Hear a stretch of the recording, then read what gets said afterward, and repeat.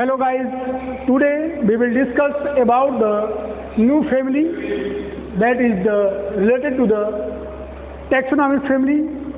आज हम टैक्सोनॉमी की जो फैमिली ग्रैमिनी के बारे में स्टडी करेंगे।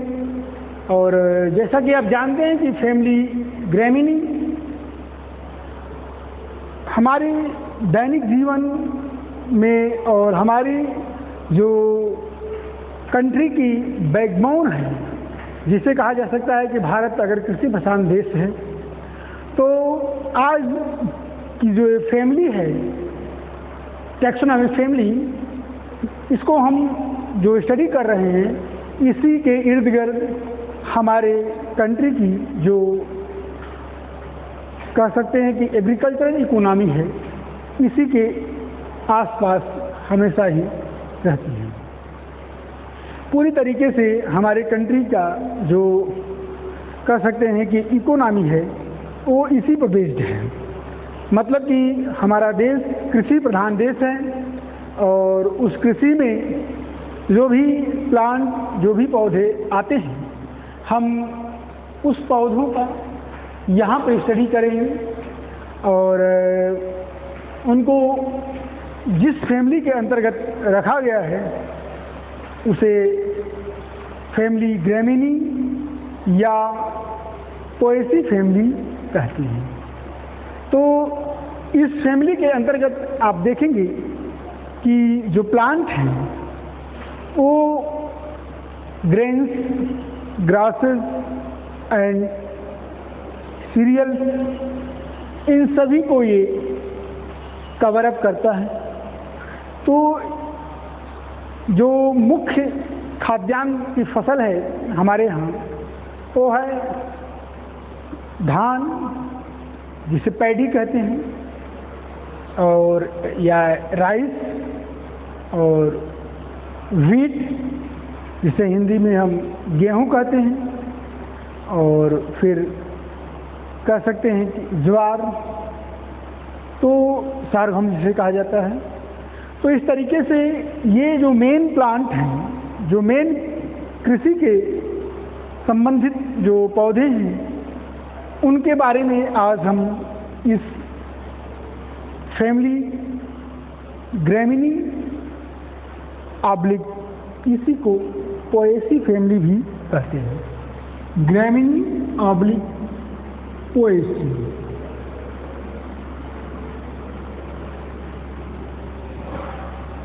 तो ग्रैमिनी और पोएसी दोनों एक ही हैं। जैसा कि हम प्रीवियस लेक्चर्स में जो हमने लेक्चर्स वीडियोस अपलोड हुए हैं, ये जो फैमिली से रिलेटेड जितने भी बातें, जो भी टॉपिक्स हमने पढ़े हैं, एज यूजुअल हम सबसे पहले किसी भी फैमिली को पढ़ने से पहले सबसे पहले हम उसके सिस्टमेटिक पोजीशन को पढ़ते हैं। सिस्टमेटिक पोजीशन के बाद फिर हम उसके जो लिमिट्स हैं, उस फैमिली के जो प्लांट हैं, वो उसकी फैमिली का जो ब्रॉडनेस है वो कितना है, हम उस पर देखेंगे। तो नंबर ऑफ जेनरा और स्पीसीज को देखेंगे। फिर इसके बाद हम वेजिटेटिव कैरेक्टर्स को देखेंगे। हाँ, साथ में ही जो डिस्ट्रीब्यूशन, जिसे हम हैबिटेट के रूप में देखेंगे कि किन किन प्लेसेस में ये पाए जाते हैं। और हालांकि ये जो प्लांट हैं, इस फैमिली के जो प्लांट हैं, तो कॉस्मोपॉलिटन प्लांट हैं, लेकिन उसको भी देखेंगे कि कहाँ कहाँ पे कुछ विशेषता पाए जाते हैं। फिर हम उसके वेजिटेटिव कैरेक्टर्स में जैसे उसके हम रूट को देखेंगे, स्टेम को देखेंगे और लीव्स को भी देखेंगे। तो इस तरीके से वेजिटेटिव कैरेक्टर्स में, हाँ सॉरी, हैबिट को हमने यहाँ पर स्किप किया, तो आपको हैबिट भी यहाँ पर कंसिडर करना होगा। तो without any wasting the time, we will start about the family, the systematic position of the family Gramineae. ये ग्रैमिनी फैमिली का जो सिस्टमेटिक पोजीशन है, हम उसके बारे में स्टडी करते हैं। तो सबसे पहले सिस्टमेटिक पोजीशन में हम यहाँ पर देखते हैं कि हम डिवीज़न को पढ़ते हैं। डिवीज़न दैट मीन्स द कि ये जो फैमिली है, अगर किसी पर्टिकुलर जो क्लासिफिकेशन के अंतर्गत अगर हम उसे पढ़ते हैं, either this classification is the Bentham and Hooker classification, that is the natural system of classification, or the phylogenetic system of classification, that is the Hutchinson's and Engler and Penter's classification. So that हम किसी भी classification को base मान करके लेते हैं, अगर एक क्लास के अंतर्गत किसी भी फैमिली को अगर हम उसको क्या करते हैं, फिट करते हैं, हम क्या कर सकते हैं कि जो टैक्सोनॉमिस्ट द्वारा जो क्लासिफिकेशन के अंतर्गत किसी भी फैमिली को रखा गया है, उसको हम इस तरीके से अगर एक सिस्टमेटाइज्ड वे में अगर उससे स्टडी करते हैं तो उसको हम सिस्टमेटिक पोजीशन कहते हैं।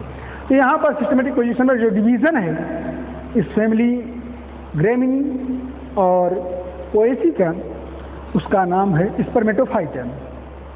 स्पर्मेटोफाइटा को हम बार बार बता चुके हैं, आज भी बता रहे हैं कि स्पर्मेटोफाइटा एक ऐसे प्लांट जो सीड को बियर करते हैं, उन पौधों को हम अध्ययन करेंगे जो कि सीड को बियर करते होंगे।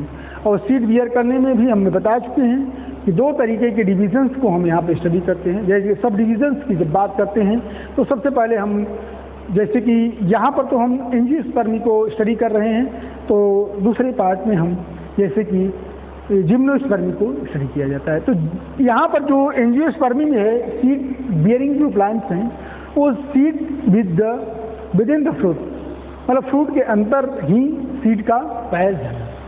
तो यहाँ पर division Spermatophyta, that means the seed bearing plant. फिर दूसरी बात है सब डिवीज़न। तो डिवीज़न का जो दूसरा पार्ट है, जो सब डिवाइडेड पार्ट है, वो है सब डिवीज़न, और उसको क्या कहा जाता है, एंजियोस्पर्मी। तो एंजियोस्पर्मी इसलिए बेटा क्योंकि यहाँ पर हम टैक्सोनॉमी में जो आपके सिलेबस दिया गया है बीएससी सेकेंड ईयर में, हम एंजियोस्पर्म को यहाँ पर हम पढ़ रहे हैं। Till two the first year का जो सिलेबस है वहाँ पे हमने जिम्नोस्पर्म तक वहाँ पे हमने कवर अप किया है, तो आप पढ़ के भी आए होंगे। यहाँ पर हम एंजियोस्पर्म्स को स्टडी कर रहे हैं, इसलिए इसका सब डिवीज़न जो है वो एंजियोस्पर्मी है। तीसरा पॉइंट इसका है क्लास। तो क्लास क्या है इसका?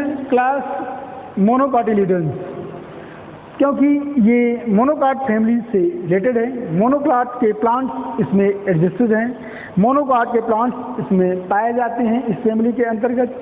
तो इसलिए इस फैमिली को हम जो क्लास है, वर्ग है, ये मोनोकॉट के अंतर्गत हम इसको राइट डाउन करते हैं, इसलिए इसकी क्लास को हम क्लास मोनोकॉटिलिडन्स कहते हैं। ठीक है, मोनोकॉटिलिडन्स।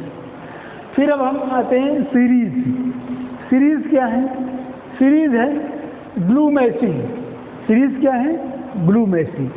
और आर्डर एज यूजुअल हमने आपको बताया भी है कि जो आर्डर है ये फैमिली से रिलेटेड होता है, जो इस तरीके से फैमिली का टर्म्स होता है। हाँ, कुछ एक्सेप्शनल कुछ फैमिलीज हैं जिनके आर्डर और फैमिली के नेम में डिफरेंसेस हैं, या फिर पूरी तरीके से समथिंग टू डिफ्रेंशिएटेड है। यहाँ पर आर्डर में या फैमिली में एल्स, जैसे ग्रेमिनी है तो ग्रेमी ई हटा करके यहाँ पे एल्स जोड़ दीजिए, तो ग्रेमी नेल्स क्या हो जाएगा बेटा? Grammy nails. तो इस तरीके से जो सिस्टमेटिक पोजीशन है, सिस्टमेटिक पोजीशन के अंतर्गत हमने सारी चीज़ों को एक एक करके समझ गए। अब हमें पूरा विश्वास है कि आपको ये जो सिस्टमेटिक पोजीशन है आपको क्लियर हो गया होगा। हाँ, अब हम आते हैं कि फैमिली का जो दायरा है, इस फैमिली का जो विस्तार है वो कितनी, मतलब कि ये फैमिली जो कह सकते हैं ये कितने इसमें जीनस या जेनरा हैं और कितने नंबर ऑफ स्पीशीज को ये कवर अप करता है। तो सबसे पहले यहाँ पर देखिए कि जो हमने यहाँ स्टार पॉइंट लिखा हुआ है, हमने स्टार बना करके यहाँ पे आपको दिखाया भी है। तो इस स्टार पॉइंट से आपको पता चला कि जो नंबर ऑफ जेनरा है बेटा कितने हैं? 500। इसमें नंबर ऑफ जेनरा कितने हैं? 500 जनरा हैं। नंबर ऑफ स्पीसीज कितनी हैं? 4,500 मतलब 4,500। ये स्पीसीज ये सभी 500 जनरा को इंक्लूड करते हुए उसी के अंतर्गत इंक्लूडेड हैं और जो कि इस फैमिली के अंतर्गत सभी को हम स्टडी करते हैं। तो एक लिहाज से कहा जा सकता है कि ऐसी फैमिली जो कि 500 जनरा को कवर अप करती है, तो जाहिर सी बात है एक ब्रॉड फैमिली है। ये एक चैलेंजिंग है कि आप कह सकते हैं कि मोनोकॉट प्लांट्स के तहत, monocot plants as advance family, तो यहाँ पर नंबर ऑफ जनरा और इसमें हमें लगता है कि ज़्यादा से ज़्यादा जो आपके ग्रेन्स, सीरियल्स एंड ग्रासेस के जो भी स्पीसीज एंड जनरा हैं सभी के सभी इसमें कंक्लूडेड हैं। तो इस तरीके से ये बहुत ही महत्वपूर्ण और बहुत इम्पॉर्टेंट फैमिली है आपके अध्ययन के लिहाज से, और यहाँ से क्वेश्चंस भी बहुत ही बेहतरीन तरीके से एराइज होते हैं। यहाँ पे आप देखेंगे, चाहे आप इससे पहले जो टर्म्स पढ़ते होंगे, चाहे इससे ये हेडिंग्स के अंतर्गत, अब चाहे आप स्टेम को पढ़े हों, लीव्स को पढ़े होंगे, रूट्स को, यहाँ पर आप देखेंगे समथिंग टू बी डिफरेंसेस या something differentiated in comparison to the other families, stem and roots and the other parts। तो जो हम पिछली फैमिलीज को पढ़े हैं उसके कंपैरिजन में यहाँ पर आपको कुछ नयापन देखने को जरूर मिलेगा। फिर अब आते हैं डिस्ट्रीब्यूशन। डिस्ट्रीब्यूशन को ही क्या कहा जाता है बेटा? डिस्ट्रीब्यूशन को ही जो दूसरा पार्ट या दूसरा उसका नाम है उसे हम हैबिटाट कहते हैं। यहाँ पर जो ये फैमिली के प्लांट्स जो कंक्लूडेड हैं, कौन कौन से प्लांट्स इसके अंतर्गत कंक्लूडेड हैं, तो इसमें आप ग्रासेस को भी, सीरियल्स को भी, मिलेट्स को भी।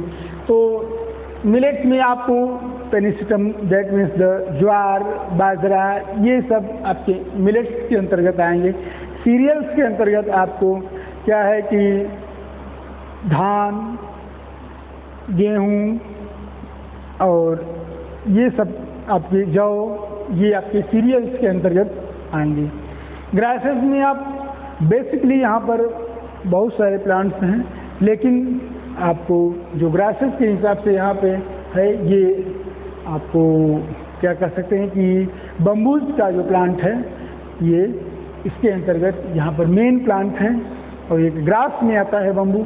ये आपको जानकर भी एक बहुत ही एक इंटरेस्टिंग पॉइंट आपके लिए है कि जो बम्बू मतलब कि बांस है, जो ये घास के अंतर्गत या ग्रासेस के अंतर्गत इसको रखा गया है हमारे जो बोटैनिकल या टैक्सोनॉमिस्ट द्वारा। ठीक है, बताने के लिए ऐसे।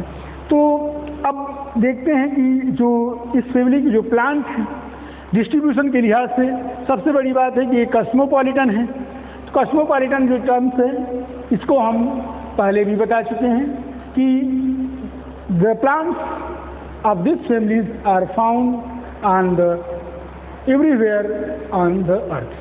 जो ऐसे इस फैमिली के जो प्लांट हैं ये संसार के लगभग सभी जगहों पे ये पाए जाते हैं। तो इसके लिए इसको हम कॉस्मोपॉलिटन के नाम से जानते हैं। यहाँ पे आप ज़रा फोकस करिएगा कि ये क्या है, कॉस्मोपॉलिटन। अब दूसरी बात हमने यहाँ पे पॉइंट्स में ट्रॉपिकल, सब ट्रॉपिकल में लिखा है आल्सो। तो कॉस्मोपॉलिटन तो है ही, हर जगह पाए जाते ही हैं, लेकिन you must have to also be familiar this terms also, that is the tropical and sub tropical. तो ट्रॉपिकल रीजन्स में भी जो कि आपको हमने बताया था, ये मैथ के द्वारा भी आपको हमने यहाँ पर बताया था कि ये इक्वेटोरियल रीजन है, ये ट्रॉपिकल है, ये ट्रॉपिकल के पास में ही सब ट्रॉपिकल, ये दोनों के आसपास, ये टेम्परेट और ये आपके पोलर रीजन्स हैं, या ठीक है आर्कटिक रीजन्स, पोलर रीजन्स सब यहीं आसपास के ही क्षेत्र में हैं। तो ये जियोग्राफिकल ये यहाँ पे टर्म्स हैं। तो डिस्ट्रीब्यूशन के लिहाज से हम जियोग्राफिकल वे में ही हम इस चीज़ को यहाँ स्टडी करते हैं। फिर देखते हैं कि जो कस्मोपॉलिटन ट्रॉपिकल सब, हाँ, तो मतलब कस्मोपॉलिटन के होते हुए भी ये अन्य क्षेत्र जो कॉमनली या मोस्टली जो पाए जाते हैं, ये ट्रॉपिकल और सब ट्रॉपिकल लगभग सभी कंट्रीज़ में ये पाए जाते हैं। अब देखते कौन कौन से प्लांट्स इस फैमिली से बिलोंग करते हैं, आपको उस चीज़ को हम बताएंगे। तो डिस्ट्रीब्यूशन के लिहाज से ये फूड क्रॉप को ये देने वाले हैं, ये जो प्लांट्स हैं इस फैमिली की, ये क्या कहे जाते हैं बेटा? फूड क्रॉप्स के रूप में जाने जाते हैं। तो ये कंट्रीज़ में कौन कौन से हमारे कंट्री या अन्य कंट्रीज़ में जो इस फैमिली के प्लांट हैं, उसमें ट्रिटिकम एसिटिवम, जिसे हम व्हीट भी कहते हैं, और ओरिजिया सटाइवा, कौन कौन से प्लांट हैं बेटा? ट्रिटिकम एसिटिवम, इसका बोटैनिकल नेम है ट्रिटिकम एसिटिवम, ये व्हीट का बोटैनिकल नेम है। और दूसरा प्लांट है ओरिजिया सटाइवा,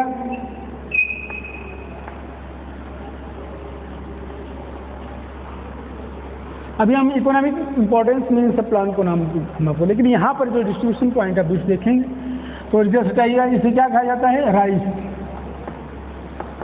ठीक है। जिया मेज,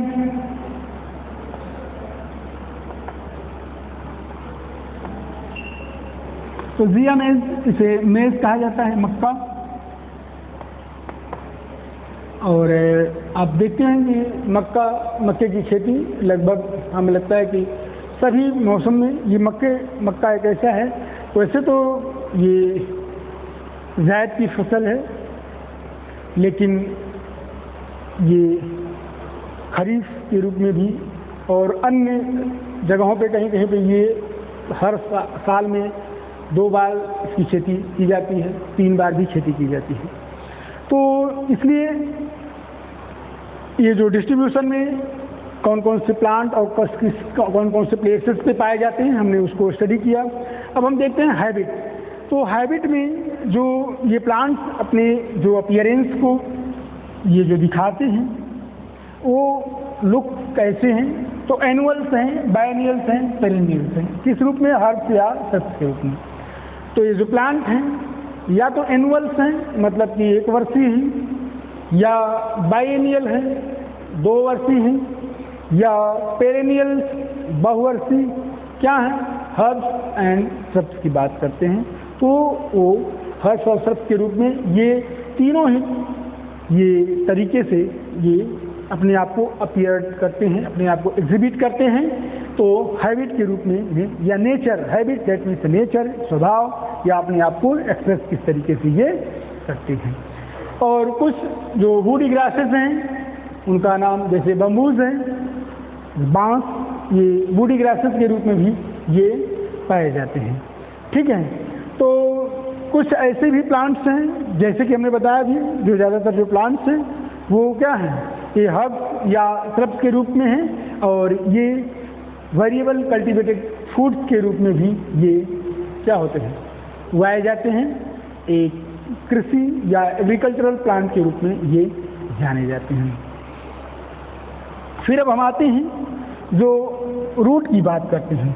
रूट किस तरीके के हैं? तो जाहिर सी बात है कि हम बेसिक जो चीज़ है, दैट मीन्स कि हम जब मोनोकाट फैमिली को यहाँ पे हम स्टडी कर रहे हैं, तो मोनोकाट फैमिली को स्टडी करने का मतलब है कि जो इस फैमिली के जो प्लांट हैं वो क्या हैं कि जो उनके रूट्स हैं वो टिपिकली मोनोकाट रूट्स को फॉलो करते हैं, that means the adventitious roots, कि कोई एक रूट्स की ओरिजिनेशन जो कह सकते हैं कि अगर at the time of germination जो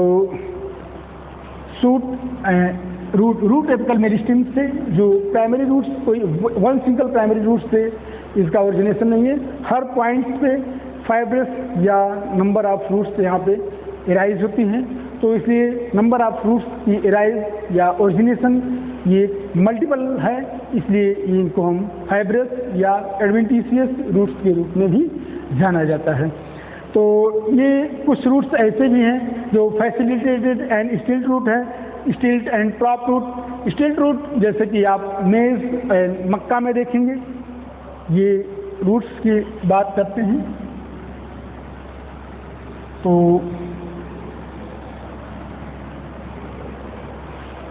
एडवेंटिशियस रूट्स में आप देखेंगे कि जो प्लांट्स में जिस तरीके की तो प्राइमरी रूट्स आपको टैप एंड ब्रांच होती हैं, लेकिन फाइब्रस रूट्स में आप देखेंगे कि इस तरीके से जो रूट्स हैं कोई एक मल्टीपल ओरिजिनेशन होती है इसकी। इस प्लांट पे अगर देखेंगे तो ये मल्टीपल ओरिजिनेशन से यहाँ पे ये फाइब्रस रूट्स यहाँ पे इस तरीके से ओरिजिनेटेड होते हैं। अब जो स्टिल्ट रूट्स हैं, ये मक्के का प्लांट आप देखे होंगे, इसमें इस तरीके से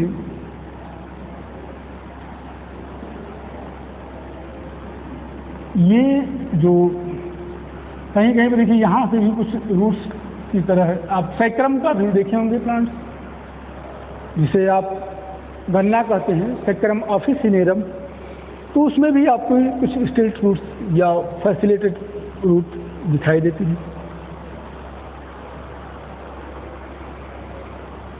तो रूट्स में जो भी पार्ट्स आते हैं, तो स्टिल्ट रूट्स में आप कुछ एग्जाम्पल्स को आप जान लीजिए। जो एग्जाम्पल्स हैं जैसे जियामेज है, सरगम है, सरगम जियामेज मक्का, सरगम आपका ज्वार, तो आप इन दोनों का नाम एज एग्जाम्पल के रूप में आप लिख सकते हैं, जान सकते हैं। फिर अब हम आते हैं इसके नेक्स्ट पॉइंट पर, दैट इज द स्टेम। तो स्टेम में भी वैसी वेरिएबिलिटी है, ऐसे नहीं कि टिपिकली जैसा कि आप जो डाइकॉट फैमिलीज को आप देखते थे उसी तरीके से यहाँ पर भी फॉलोअप नहीं किया गया।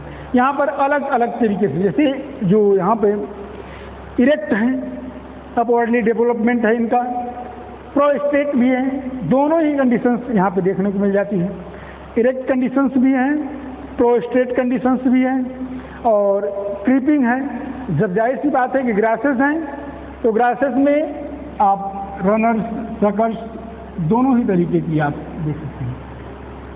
सिम्पोडियल, राइजोम,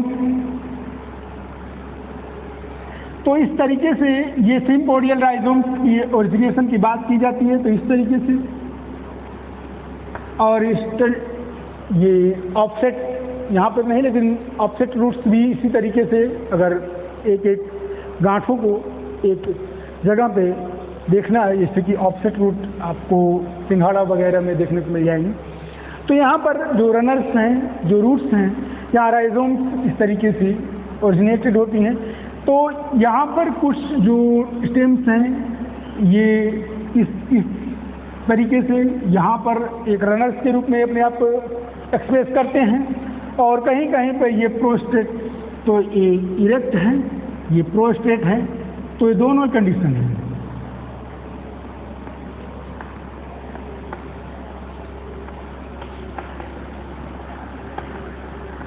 ठीक है, तो इरेक्ट एंड प्रोस्टेट दोनों ही कंडीशंस आपको देखने को मिल जाती हैं जब हम स्टेम की बात करते हैं। क्रीपिंग और जो नोट्स, लॉन्ग इंटरनोट्स, आप ग्रासेस को देखे होंगे, चाहे आप किसी भी जो दूब वगैरह को भी देख रहे हैं, सेनेडॉन, डेक्टिनॉम, या फिर आप बेम्बूस को भी देखेंगे, तो वहाँ पर इस तरीके से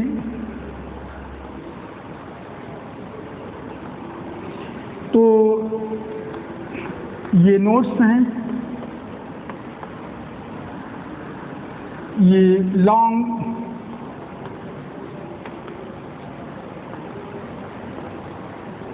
इंटरनोट्स हैं। तो नोट्स और इंटरनोट्स के रूप में ये भी पाए जाते हैं। स्टेम में एक फीचर्स हैं को, जो अगर ग्रासेस को हम स्टडी कर रहे हैं तो नोट्स एंड इंटरनोट्स के रूप में भी अपने आप को एग्जिबिट करते हैं।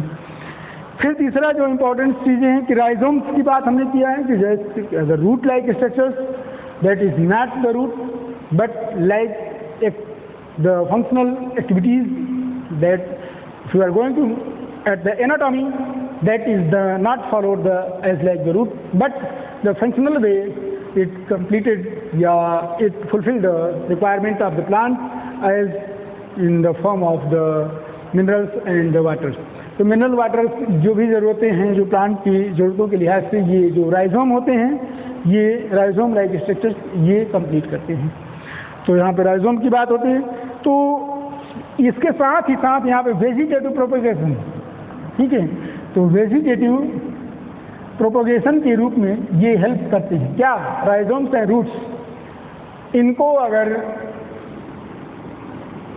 कट करके हम कहीं पर अगर सोन कर देते हैं, इसको शो ऑफ कर दें, मतलब बो देते हैं, या उसको कहीं पे लगा देते हैं, प्लांटेशन कर देते हैं, तो जाहिर सी बात है कि एक नए प्लांट को ये जन्म दे देता है।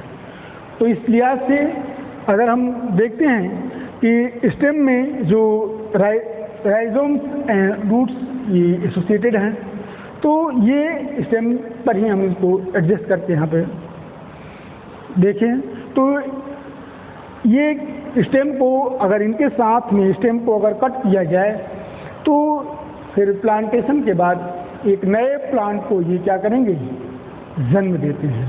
तो इस तरीके से हमने स्टेम की जो भी वैसिलिटी थी, जो भी भिन्नताएँ थी, हमने उनको यहाँ पे पढ़ा। और सबसे बड़ी बात है कि जो एरियल स्टेम्स हैं, इनको क्या कहा जाता है, कॉमनली नोन एज कम, CUM। इसको ज़रा याद रखिएगा, ये हमने यहाँ पर राइट डाउन नहीं किया है, लेकिन आपको हम यहाँ पे देखो जो स्पेस छोड़े हुए हैं, ये आपको समझाने के लिए ही कि जो बातें वहाँ पे जो दी गई हैं, हम उसको यहाँ पे आपके सामने एक्सप्रेस कर सकें। तो ये जो एरियल रूट्स हैं, स्टेम्स हैं, एरियल स्टेम्स,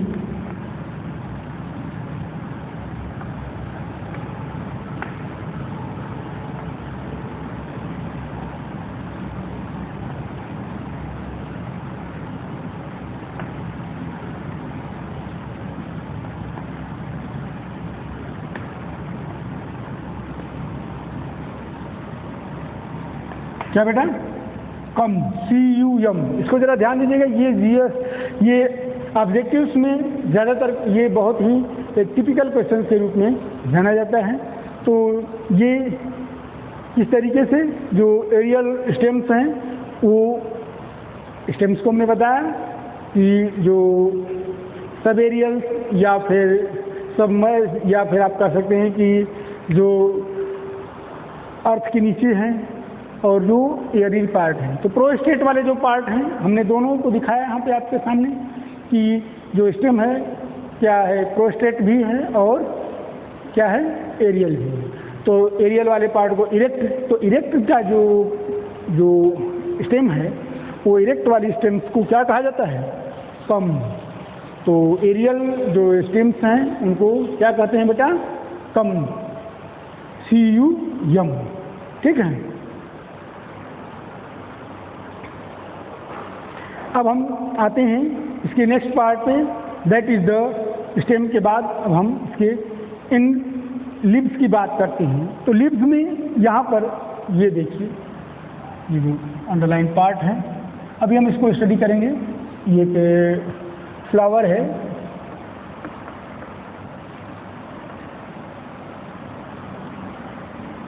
उसको हम स्टडी करेंगे जब इन्फ्लोरेसेंस को पढ़ेंगे और फ्लावर को पढ़ेंगे, तो हम उसको स्टडी करेंगे और कुछ चीज़ें जो छूटी हुई हैं उसको भी हम कवर अप करेंगे।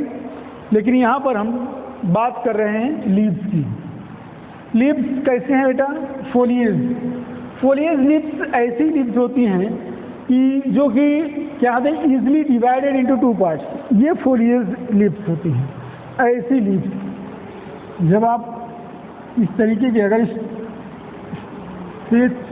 लाइक जो स्ट्रक्चर्स हैं, ये आप यहाँ पर देखते हैं, इस तरीके से सटा हुआ ये एडजस्टेड जो लीव्स हैं, ये और इसी से ये। तो इस तरीके की जो लीव्स हैं, जैसे कि आप सरगम वगैरह पेनिसिटम में देखेंगे आप, जिसको गांव में चरी वगैरह कहा जाता है, बाजरा, जो ज्वार, या फिर ग्रासेस में भी देख लीजिए। तो इस तरीके से आप सैक्रम में भी देख लीजिए, जिसे हम क्या कहते हैं कि शुगर के लिए। ये दो जो लीव्स का पार्ट है, अगर दो भागों में इजीली डिवाइडेड है, यहाँ से आप दो भागों में इसको फाड़ सकते हैं, ठीक है। तो दो भागों में इजीली डिवाइडेड है, तो इसे क्या कहा जाता है बेटा? फोलिएज।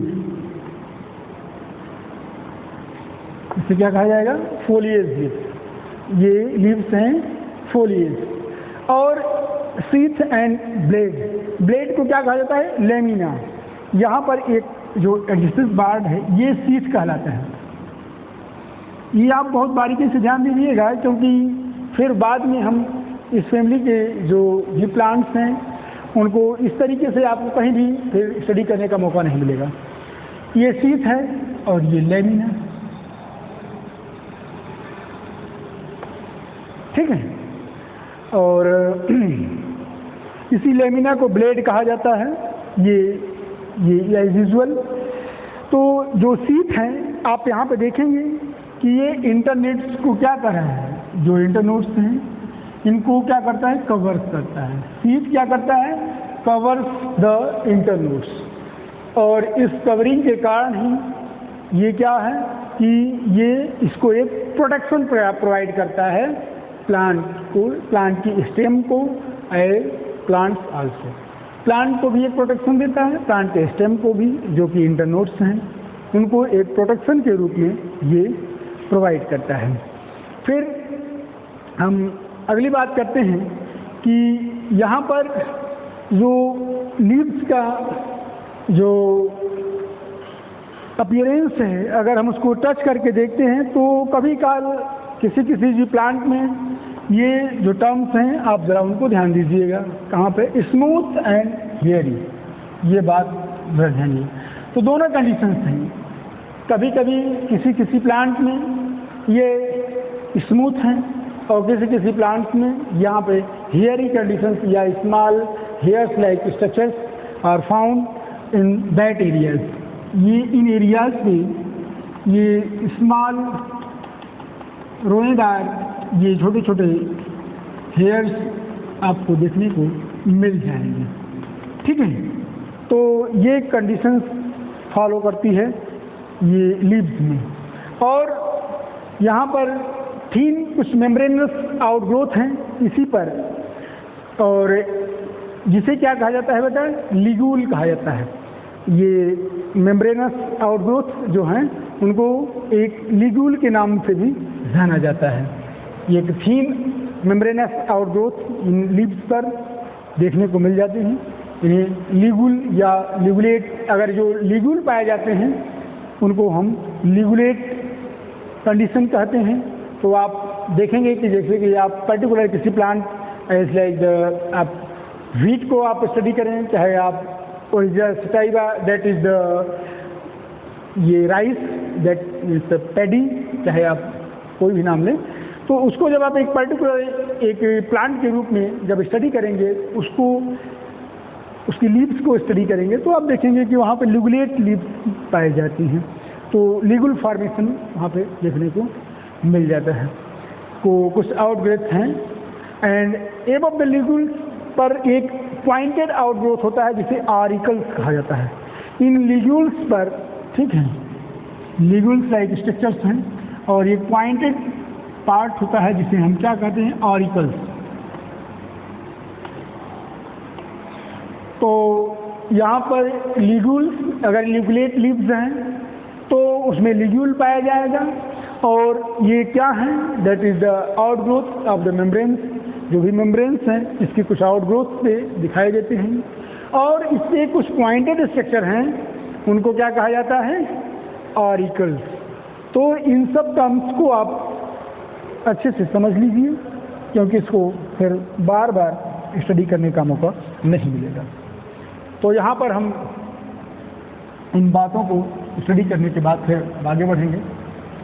एक एक जो टर्म्स हैं, मेरे पढ़ाने का मकसद यही है कि जो भी यहाँ पे जो टर्म्स, बॉटनी का मतलब ये नहीं है कि हिस्ट्री की तरह हमने लिख दिया, आप वीडियो पॉज किए, आपको समझ क्या समझ में आएगा? यहाँ आर्टिकल लिखे हैं, क्या समझ में आएगा?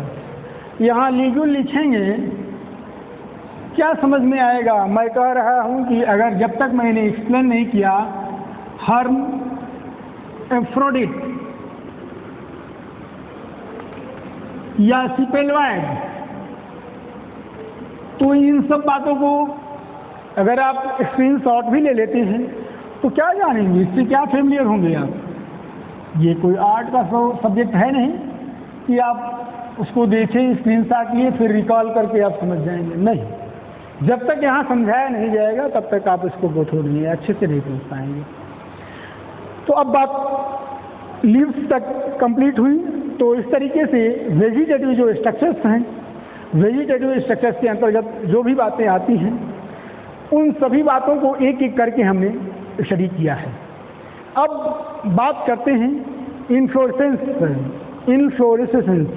दैट मीन्स इस जो पर्टिकुलर फैमिली जो ग्रेमिनी या पोएसी हैं उसके जो इन्फ्लोरेसेंस हैं, उनके जो पुष्प क्रम हैं वो किस तरीके से एडजस्टेड हैं और वो कैसे उसकी बनावट है और क्या उसकी कुछ इम्पोर्टेंस हैं। तो बेसिकली जो the inflorescence of these families are the somewhat complex।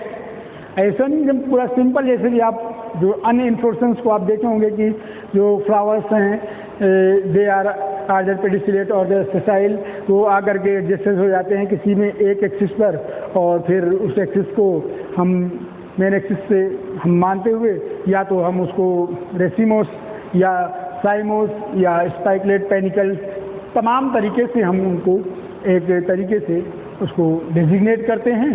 लेकिन यहाँ पर ये कम्प्लेक्सिटी आप देखेंगे कि बढ़ती जा रही है।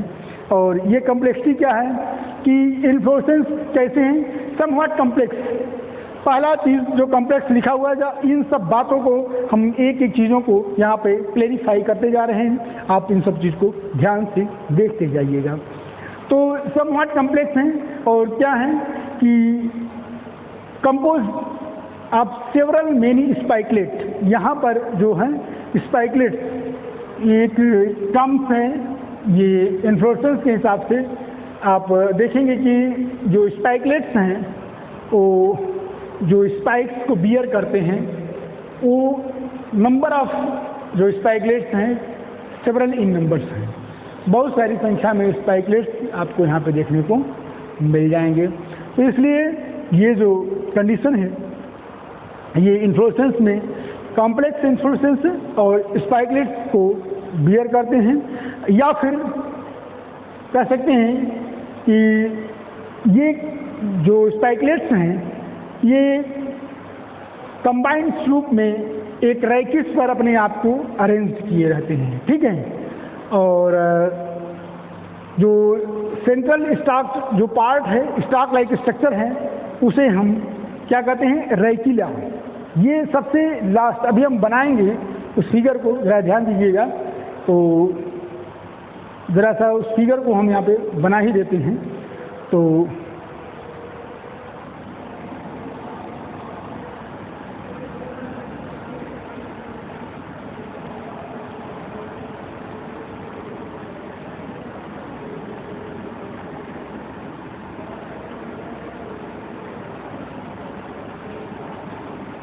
तो ये जो रैकिस को बियर करता है इसको रैकिला कहते हैं।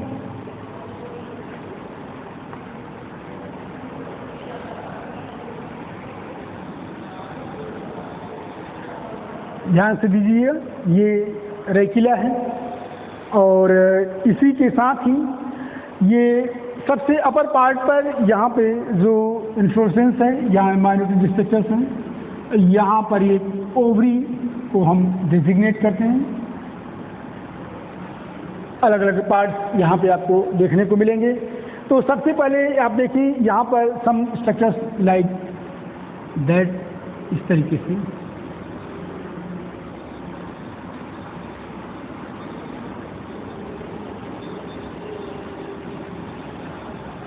ये जो स्ट्रक्चर्स हैं इन्हें हम लेम्मा या इंफीरियर पैलिया कहा जाता है, ठीक है। तो यहाँ पर सब में छोटे छोटे जो सब पार्ट्स हैं इस तरीके से स्ट्रक्चर्स में तो ये जो पार्ट्स हैं इसे सुपीरियर पैलिया,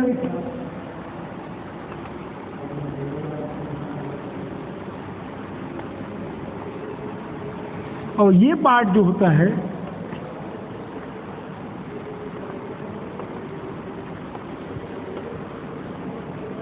इन्हें इंफीरियर पैलिया या इसे लिम्मा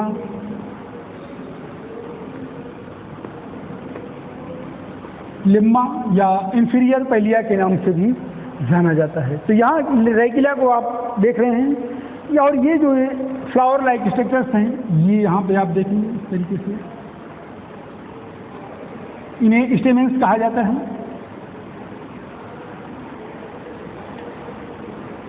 और ये एक्सिस है जिसे राइकिस कहा जाता है। ये क्या है?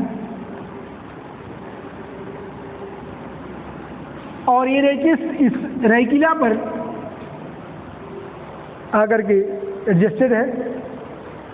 तो इस तरीके से सारे के सारे जो स्ट्रक्चर्स हैं एक फ्लोरल डायग्राम के तहत, ठीक है, उसको हमने यहाँ पे स्टडी किया है।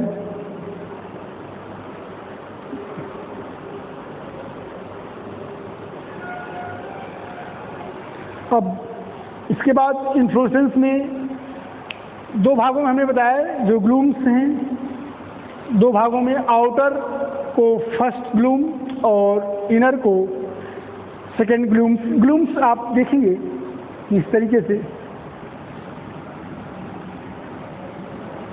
जो चीज़ें हम यहाँ पे बना रहे हैं उन सबको हम आप एक एक करके यहाँ पे नोट डाउन करते जाइए और उसको आप भी बनाते चलिए, क्योंकि शॉर्टेज के कारण, स्पेस के कारण हमने इस सब चीज़ों को छोड़ करके, तो रेकिला भी हो गया। यहाँ पर नंबर ऑफ फ्लोरेट्स की बात होती है। जो फ्लोरेट्स हैं, जो फ्लावर्स हैं, ये नंबर ऑफ फ्लोरेट्स जो है ये मेनी नंबर्स ऑफ फ्लोरेट्स आपको देखने को मिलेंगे। बहुत सारे फ्लोरेट्स हैं और हर एक फ्लोरेट्स एक AWN ऑन लाइक एक इस तरीके से ये स्ट्रक्चर्स हैं।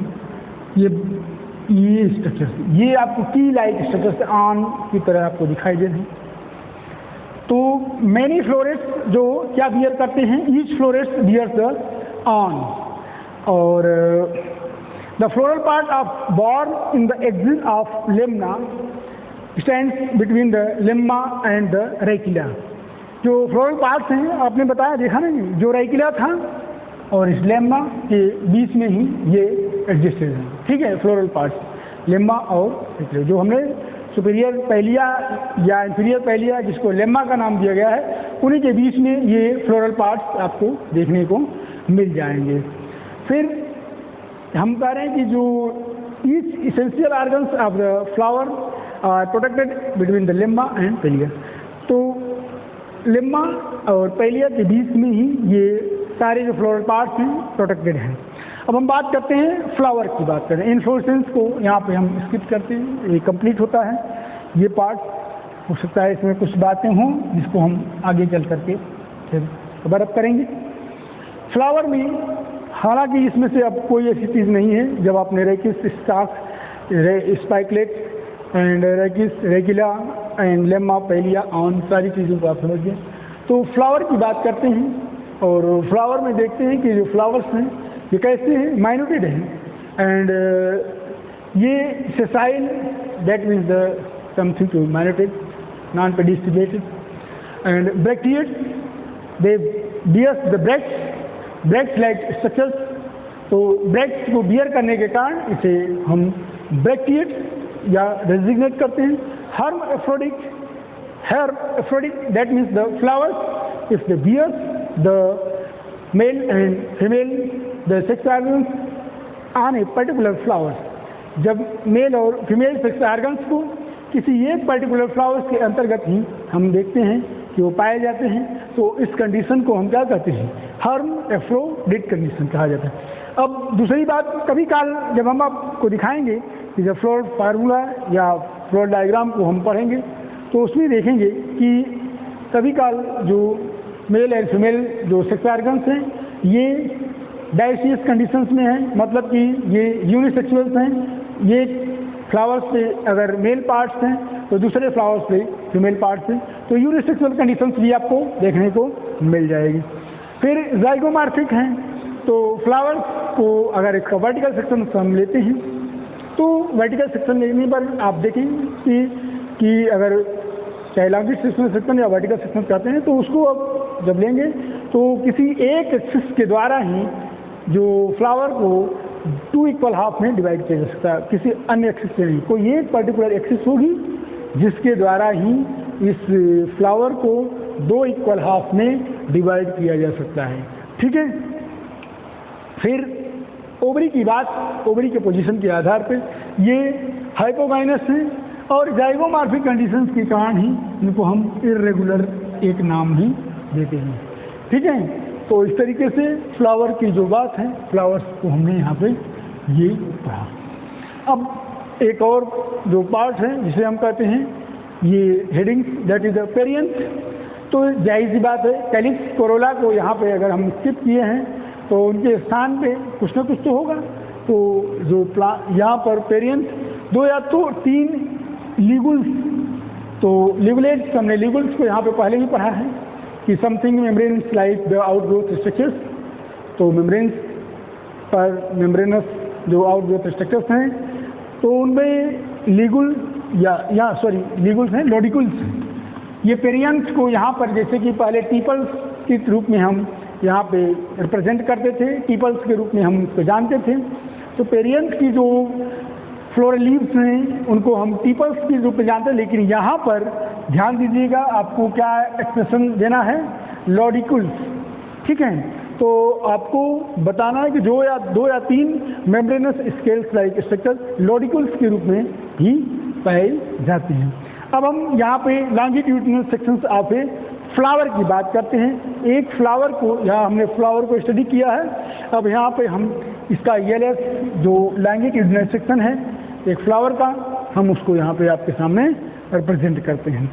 तो यहाँ पर जो फ्लावर है उसमें सबसे पहले आप देखिए ये आपको फीदरी स्टिग्मा, ये फीदर लाइक स्टिग्मा, ये जो कंडीशन है, ये जो स्ट्रक्चर है, ये ध्यान दीजिएगा। स्टिग्मा एक फीदर लाइक जो पंख, जो फीदर्स मीन्स द पंख, छोटे छोटे पंख हैं, जानते हैं पक्षियों के पंख तो आप देखे होंगे ना, इस तरीके से ऐसे ऐसे ऐसे ऐसे ऐसे इस तरीके से जो स्ट्रक्चर होता है, ये जो अपीयरेंस है, इस अपीयरेंस को क्या कहा जाता है बेटा, फीदरी अपीयरेंस। तो फीदर लाइक स्ट्रक्चर का मतलब ही ये फीदरी अपीयरेंस या फीदर या पंख जैसे है। ठीक है। अब यहाँ फीदरी स्टिग्मा है, ओवरी इसके अपर पोर्शन पे, दैट इज द ओव्यूल। ठीक है। और यहाँ पर ये पेडिसिल लाइक स्ट्रक्चर्स हैं। एंथर्स देखिए डॉर्सी फिक्स्ड हैं, डॉर्सल से, तो एंथर्स यहाँ पे पाए जाते हैं। और एंथर्स जहाँ से भी ओरिजिनेटेड हैं ये ओवरी है, और ये जो अपर पोर्शन वाला पार्ट है, ये जैसे कि ये पार्ट जो है ये, या अगर इधर से देखते हैं तो ये वाला पार्ट, ये इसमें देखिए ना बना हुआ स्ट्रक्चर, इनको क्या कहा जाता है बेटा, पैलिया। ठीक है। इन्हें क्या कहा जाता है, पैलिया। तो longitudinal sections of the flowers को अगर आप देखते हैं तो यही कंडीशंस आपको देखने को मिलेगी। तो चाहिए तो आप इसका एक स्क्रीनशॉट ले लीजिए। इसके बाद फिर हम अगले पार्ट पे चलते हैं। इसके जो लास्ट पार्ट है उसमें that is the androecium, gynoecium को हम स्टडी करेंगे, और उसका कुछ इकोनॉमिकली इम्पोर्टेंस जो प्लांट हैं हम उनको स्टडी करेंगे। तो इसका स्क्रीनशॉट लेने के बाद अब हम इसको फिर आपको बताएंगे।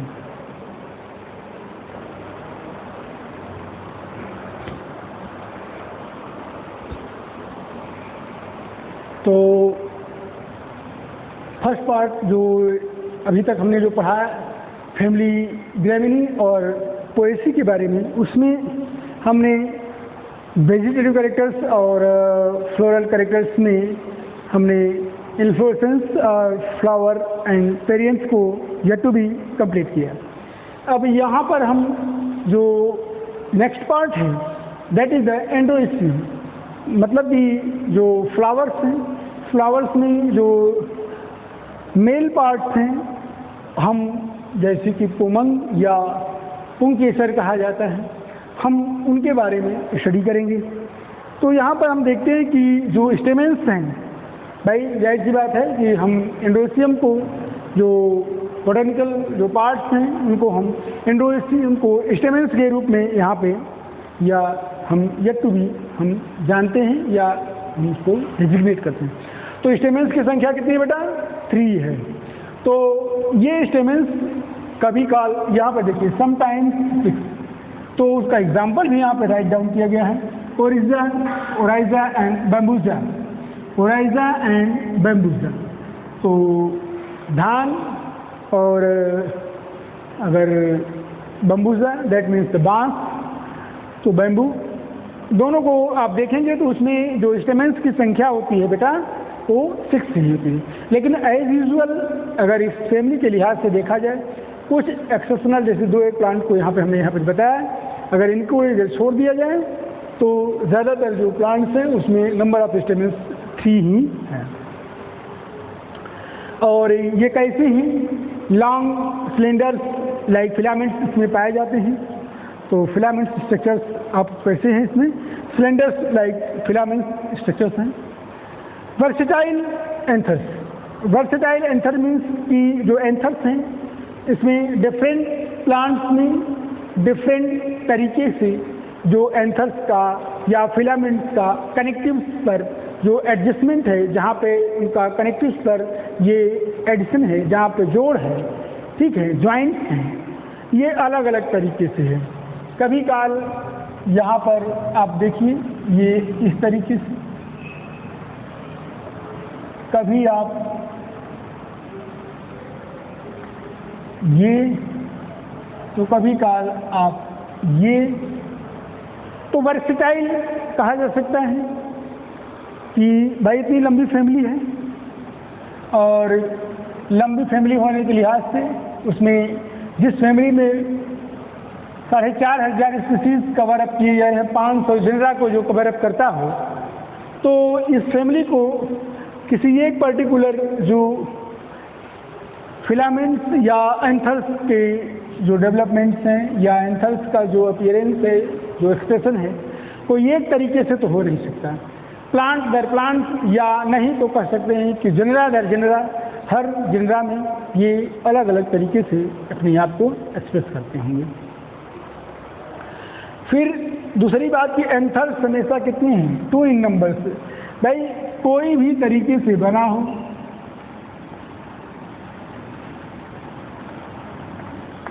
दो इन नंबर्स वो आपस में कनेक्टिव्स पर जुड़े हुए हैं और लॉन्ग सिलेंडर्स फिलामेंट लंबे हैं जैसा कि आप देखते हैं।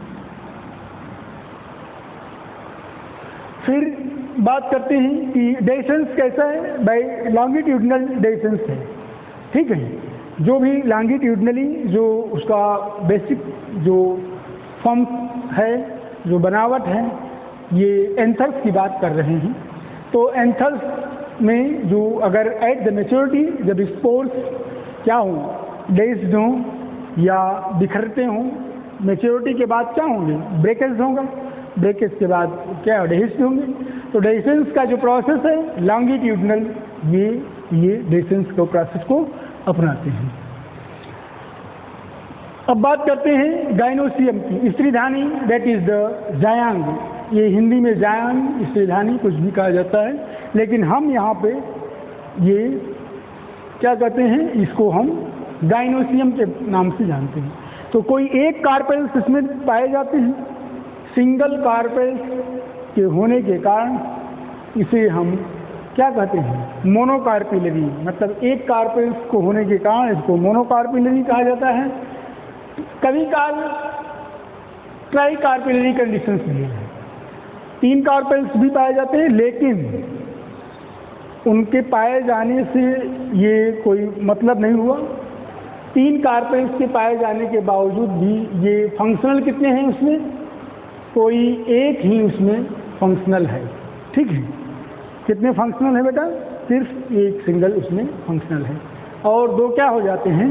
2 डेथ या रिड्यूस्ड कंडीशंस में रहते हैं, ये नॉन फंक्शनल होते हैं। ठीक है, स्टिग्मास क्या हैं? 2 हैं, 2 नंबर ऑफ स्टिग्मास हैं जो एराइज कहाँ से होते हैं? कार्पिलरी वाल से। तो आपको दिखाए होंगे, स्टिग्मा को मैं दिखाया होगा, फीदरी स्टिग्मा आपको ध्यान दिए होंगे।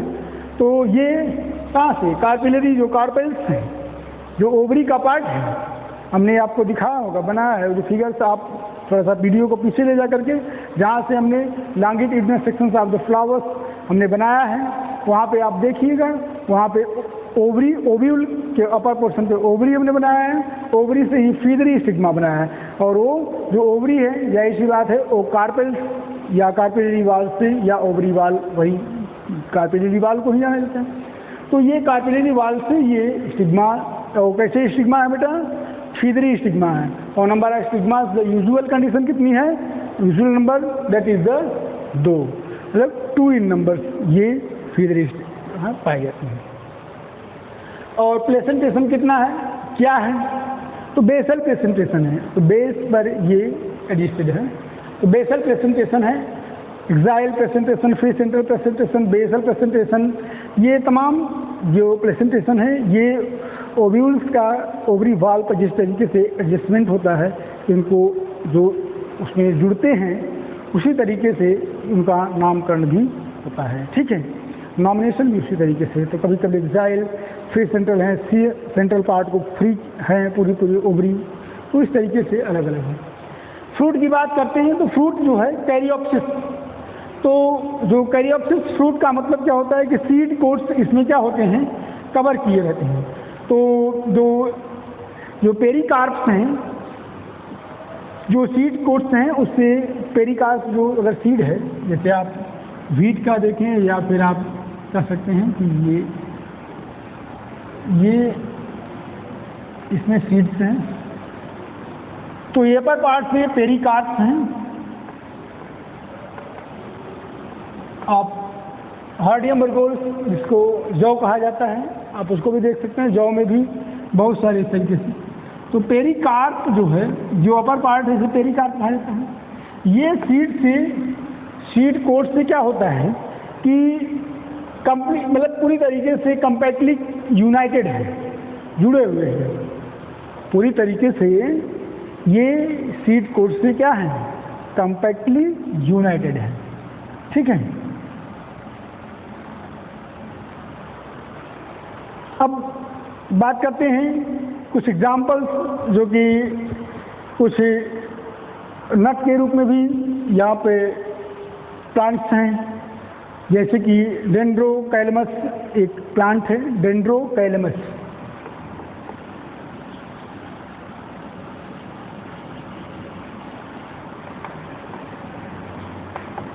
इसको आप नोट डाउन कर लीजिएगा। डेंड्रोकैलेमस एक नट के रूप में है। ज़्यादातर जो प्लांट्स हैं या जो सीड प्लांट्स हैं, दैट इज चाहे आप Triticum aestivum, that is wheat, या फिर आप ओरिजिन सेटाइवा, और या फिर आप किसी जो हार्डियम बल्गोर की बात करें, ये सभी के सभी क्या हैं? कैरियोप्सिस के रूप में उनके फ्रूट्स पाए जाते हैं। नट के रूप में आपको हमने बता दिया डेंड्रोकैलेमस, और बेरीज के रूप में आपको बैम्बूजा,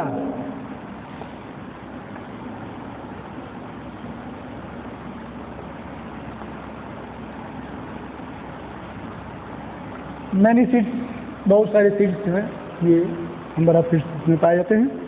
तो बैम्बूजा का एग्जाम्पल क्या है बेटा? बेरीज के रूप में। कैसे हैं? बेरीज के रूप में। तो इस तरीके से हम यहाँ पे आपको बताएं, फ्रूट को तीनों ही तरीके से बताएं। इंडोस्पर्मिक हैं, इनको एल्ब्यूमिनस भी कहा जाता है, इंडोस्पर्मिक या एल्ब्यूमिनस।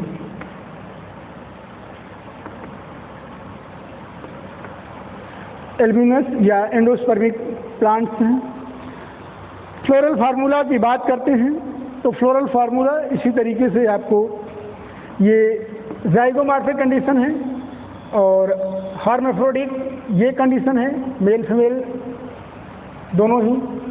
जो रिप्रोडक्टिव पार्ट्स हैं ये किसी एक फ्लोरल पार्ट पे पाए जाते हैं, किसी एक फ्लावर पे पाए जाते हैं, या दोनों कंडीशन है। यूनिसेक्सुअल कंडीशन ये है कि आप देखिए कि आप मेल एंड फीमेल जो सेक्स ऑर्गन्स हैं ये डिफरेंट जो फ्लावर्स हैं उन पे पाए जा रहे हैं, तो ये यूनिसेक्सुअल कंडीशन है। ये hermaphrodite that is the bisexual condition ये है। ये जो पेरियंट की बात करते हैं that means calyx and corolla यहाँ पे पूरी तरीके से एब्सेंट है, तो उनके स्थान पे यहाँ पेरियंट दैट मीन्स यहाँ पे जो पेरियंट है ये लॉडिक्यूल्स से ये एक्सप्रेस किया जाता है। तो यहाँ पे कभी काल 0 perianth that means the number of lodicules are 0 and something conditions also be followed that is the 2 lodicules, कभी काल लॉडिक्यूल्स 2 हैं। Androecium that means the stamens की संख्या एज यूजुअल 3 है। 6 हमने किसने बताया है that is the original sativa, और आपको बैम्बूजा में ये देखिए ओरिजिनल सटाइवा और बैम्बूजा में स्टेमेंस की संख्या कितनी है 6 इन नंबर्स हैं। Gynoecium that mean the usual condition को हमने यहाँ फॉलो अप किया है, तो यूजुअल कंडीशन में जो gynoecium that means the monocarpellary ये आपस में जुड़े हुए हैं, इनको सिंक कार्पस और ये इन सुपीरियर ओवरी को यहाँ हमने अंडरलाइन करके बताया है। फ्लोरल डायग्राम की बात करते हैं। फ्लोरल डायग्राम में ये चीज़ें आप देखिए, ये जो लॉडिक्यूल्स जो 2 लॉडिक्यूल्स हैं इन्हें पेरियंट कहा जाता है। नंबर ऑफ स्टेमेंस 1-2 स्टेमेंस हैं। फेदरी स्टिग्मा है। मोनोकार्पिलरी मतलब एक कार्पेल्स आपको यहाँ पे देखने को मिल जाते हैं। अब इकोनॉमिकली इम्पॉर्टेंट प्लांट की बात करते हैं। पहला प्लांट है ट्रिटिकम एसिटिवम।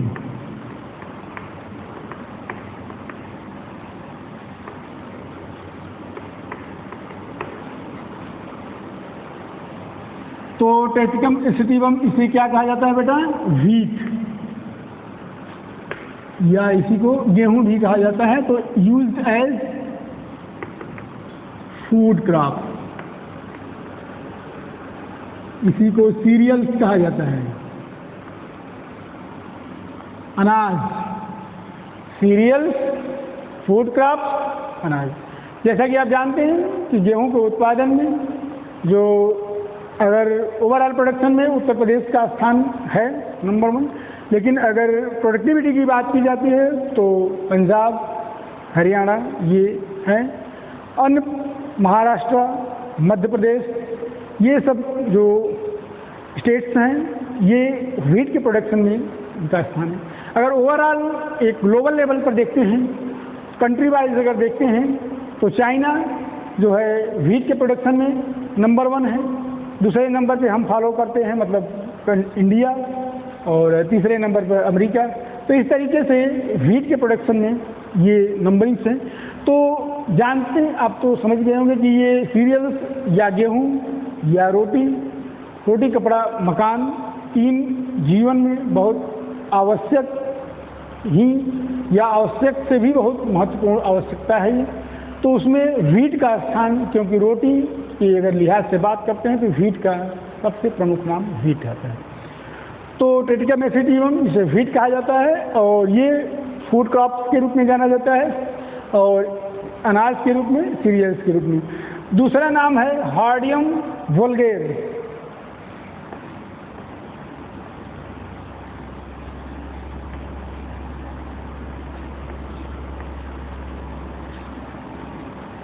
हार्डियम वोल्गेर, इसको भी क्या कहते हैं, इसको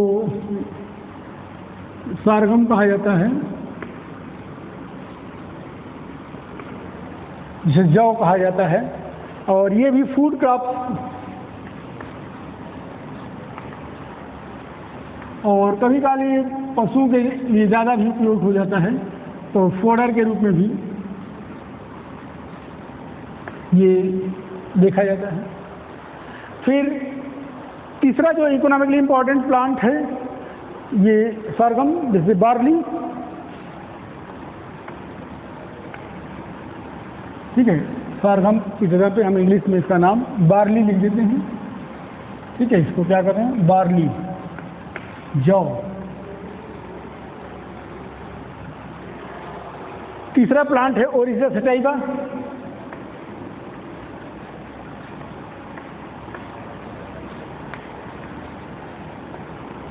ओरिजा सटाइवा ये ही, इसे क्या कहा जाता है, राइस या पैडी।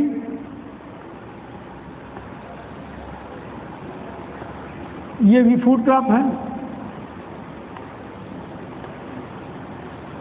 तो राइस के ओवरऑल प्रोडक्शन में अगर देखा जाए तो उत्तर प्रदेश का स्थान नंबर 1 है पूरी तरीके से। अगर इसके पूरे प्रोडक्शन की बात की जाती है कि ज़्यादा से ज़्यादा कितने टन मतलब ये प्रोडक्शन हुआ है, तो ओवरऑल प्रोडक्शन में उत्तर प्रदेश का स्थान प्रथम है, दूसरे नंबर पे मध्य प्रदेश है, तीसरे नंबर पर महाराष्ट्र है। लेकिन अगर कंट्री वाइज ग्लोबल लेवल पे देखते हैं तो नंबर 1 पे है आपका चाइना, दूसरे नंबर पे भारत, तीसरे नंबर पे अमेरिका। इस तरीके से ये सीरियल्स के रूप में भी ये पैडी फूड क्रॉप ये। फिर चौथा जो प्लांट है उसका नाम है सारगम बोलगेर।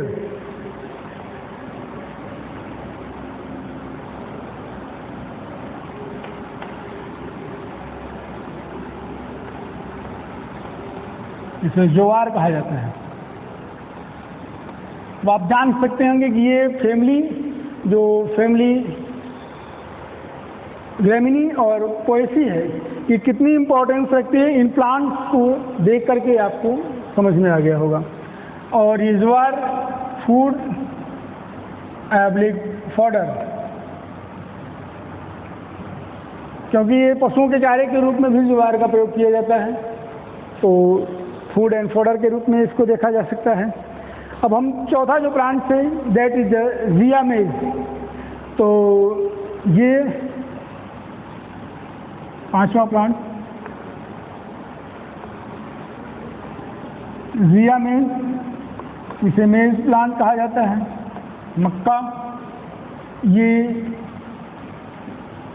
एज ए फूड और एल्कोहल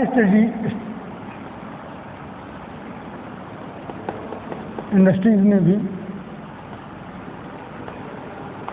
मक्के का इसको इस तरीके से वाष्पीकरण इसको करके एक वाटर में खोलते हुए और इसको फिर इसको क्या कहते हैं फर्मेंटेशन कराया जाता है। फिर इसको एल्कोहल के रूप में, एल्कोहल इंडस्ट्री में इसका इस्तेमाल होता है और एल्कोहल के रूप में भी ये एल्कोहल बनाने में भी इसका उपयोग होता है। तो इस तरीके से ये प्लांट जिया मेज भी एक इम्पॉर्टेंट प्लांट है।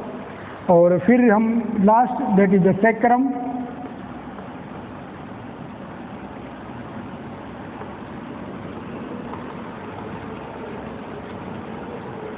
सैक्रम ऑफिसिनेरम, जिसे शुगर केन कहा जाता है। सैक्रम ऑफिसिनेरम ये शुगर केन है और ये शुगर प्रोडक्शन में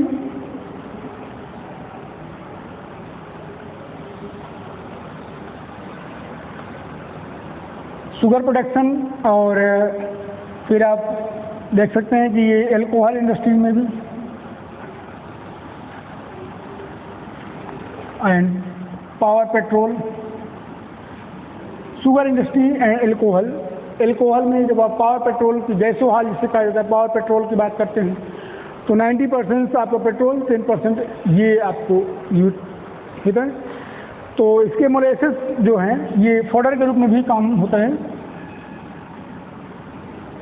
पशुओं के चारे के रूप में भी इसकी। तो इस तरीके से इकोनॉमिकली इम्पोर्टेंस में हम जो भी प्लांट्स हैं हमने उसका एक एक करके यहाँ पे स्टडी किया है। तो हम देख रहे हैं कि जो भी चीज़ें हैं हमने एक एक करके यहाँ पे स्टडी किया।